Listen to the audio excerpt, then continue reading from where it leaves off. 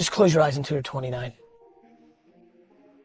Everybody wants to come up with excuses. I'm this, I wasn't born that way. I'm stuck. I'm in a rut. I wasn't born here. This, You can't be lost in life when you're this young. I'm a female, I'm an immigrant, I'm a minority, I'm a transgender. Excuses. Reality, the problem is nobody cares. Your lack of patience is killing you, slowing you down, and everybody else. Your need of things is killing you. You don't need a fucking watch. You don't need a fucking whip. You need to be happy, because happiness drives everything. You're not lost in life, you're just early in the process. Everybody's trying to prove something so early. You fucking wrap your head around not giving a fuck about any advancement till you're 29. Please, whatever it takes, call your grandmother, go to your great grandfather's burial spot, go back to the old country, go to a shelter, do something.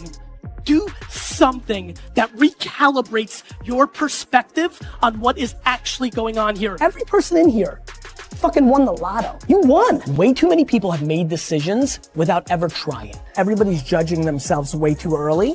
You can literally do 4 different things over the next 2 years, 6 months at a time to figure out everything that you think you might like, you should try to do. Doing something around passion is very similar to love. You're blinded because you like it. It's not rational. It's not rational. The number one reason I push patience, man, patience. Everybody's looking up to audit themselves where they are now. Is because patience will give you the air cover to take risks. Time is your asset. What I would do is gather as many experiences as possible. The one thing a 20-year-old has over me is 20 years. Get the fuck out of the machine for a second and think about what you're doing here. You get optimism and patience, you're fucking off to the fucking races. The 99% that achieve are willing to sacrifice, be persistent, put in disproportionate work, and think in 50-year terms, not 50-day terms. Just close your eyes until you're 29. Just close your eyes until you're 29.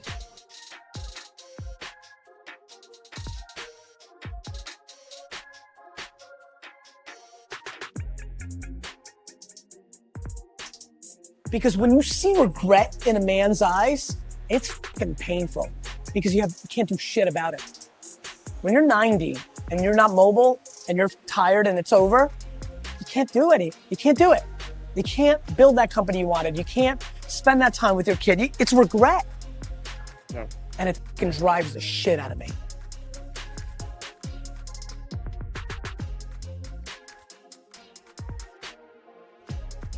No, look, I think failure has to be quantified. If you fail that you never can get up from it again, that's not a good failure. I think failure and adversity are the 2 things I think about. For me, as an entrepreneur and very entrepreneurial and always in my own stuff, all the failures along the way, even going back to like the baseball card show when I was 13 and I paid $400 for a table and nobody showed up to that baseball card show. That was a learning lesson. Mm-hmm. Those micro failures were super, super important.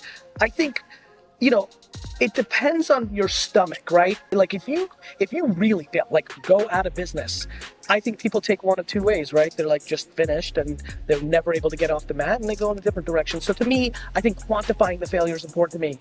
They got to change. You got involved. Like Madonna did it right. She reinvented herself 14 times. That's why she had a long career. You've got to reinvent yourself. Let's talk about sports. When you're the best athlete and you're like the guy and you're like one of the top 15 players, Draymond Green, he's my buddy. Draymond really worked on his game every offseason. Ricky Rubio, the flashy point guard from Minnesota, if he developed his outside shot, he would have been a much bigger player. He had all the passing skills, the quickness, he's got everything. If instead of going to Ibiza and fucking chicks in the off season, he worked on his 18-foot jumper, he'd be in the game. If you have ambition, your actions have to match that. And too many people are just like not putting in the work. Their mouth is way ahead of their fucking, actions. Like, really? You're gonna be the greatest NBA player of all time? Why? Because you think you got a little handle on the weekends? You need to shoot 15,000 free throws before school every day. What did you do from Friday 5 p.m. until Monday 7 a.m. I'm just curious, like, and I don't think you shouldn't have a weekend, but I think everybody's ambition actually is more predicated on their actions than their words. My friends tell me all the time they're so ambitious, and I'm like, if that's true, then you punt leisure and you punt concerts at Jones Beach and you work. I realized what's going on here. One life. I realized that I'm living like this is our only at bat, and most of you aren't. People fucking walking around here like they're coming back. People fucking walking around here like they're coming back. You're not coming back. Well, listen, I don't want to impose my beliefs on others. Maybe you believe you'll come back. I believe you'll come back as a tree or a flower pot or D-Rock sneakers. And that blows compared to being a human. And so I'm acting that way. I'm acting that way.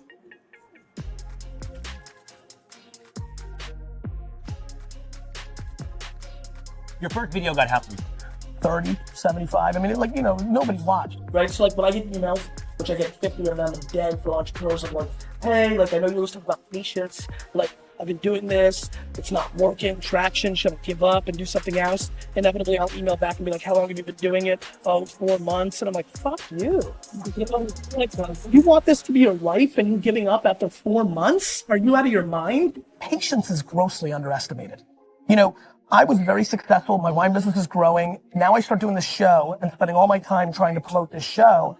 And the sales of Wine Library start flattening out because I was the engine. The show wasn't getting watched, but I knew this was right. And the show really didn't take off until mid-2007, a year and a half in, of 5 days a week of doing a show, getting only hundreds, then a couple thousand views. Gotta keep putting in the work every day. 1 is better than 0. Gotta keep putting in the work, putting in the work, putting in the work. There is no quick cure. The hard work matters and the patience is what overrides it, right? I don't need to get mines at 25. Heck, I don't need to get mines at 45. This is a long, long game. I'm very driven by the climb, right? I think being an immigrant, I guess, or just having this DNA, I don't like winning. I like losing. I like the struggle. I don't give a shit about the stuff that comes along. But the game is my drug.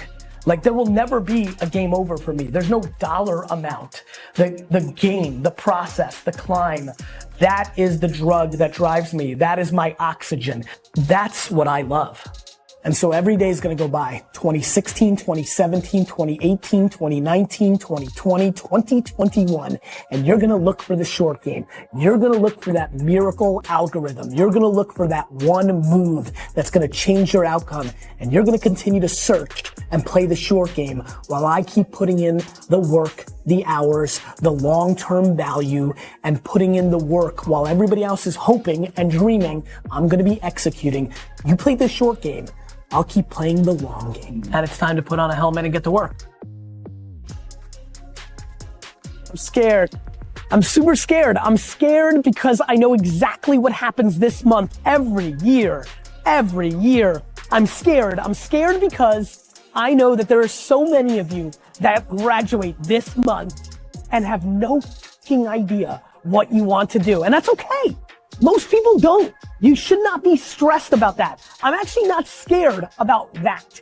I'm scared that you don't realize that you're entering the greatest 5-year window of your life. If you are 22 years old, you are entering, first of all, some of the greatest years of your life, A, but B, this is the moment, because you have to understand, this next 5-year window is when you don't go practical and safe.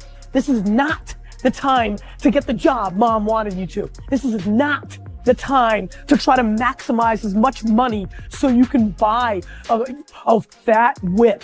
This is the time to realize that you have a 5-year window, and it's 3 for some, it's 8 for others, but this is a 5-year window for you to attack the life that you want to win, not because it's the secret or because the world's so zen, because it's fucking hard as shit out there.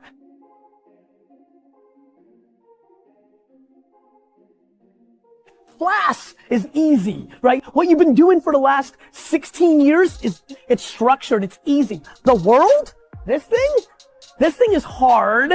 However, that contradicts what I'm gonna tell you right now, which is this is the best and easiest 5 years of your life because this is when you need to attack what you love and what you want to do. Here's why. You don't have all the baggage. You may have college loans. Respect, it's hard as shit. You may have the expectations of your parents, mentally hard, fake hard. You may have a lot of other things, but this is exactly when you can live with 4 roommates in a basement and eat fast food. Do you understand? This is not when the baby's there. This is not when you've been married and you promised. This is not when the world has sucked out all your dreams and hopes yet. You still got this window. And yet, so many of you are so hungry for short-term gains, like maximizing the job that paid you $3,000 more, but it's not as fun, but you want that $3,000. For what?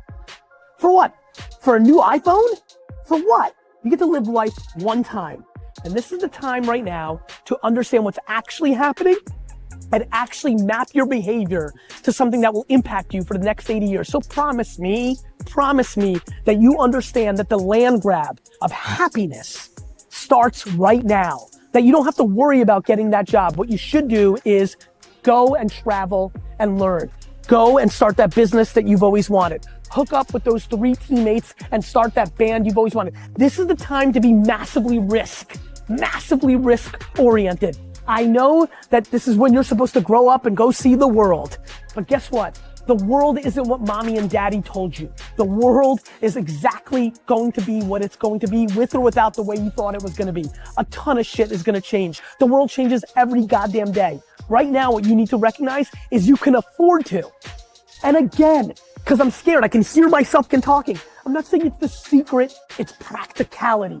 When you are in your early 20s, this is when you can grind at your highest levels, because there isn't all the baggage that comes across from life. It's harder for the 42-year-olds that are watching right now to listen to this advice. You can't just wake up tomorrow and be like, let's go. Because little Sally has soccer fucking practice. And because you've got a million other things that are holding you down. But boy, if you're lucky enough to be graduating today with not an idea of what you're going to do with your future, nobody's ever been luckier than you. Please recognize it.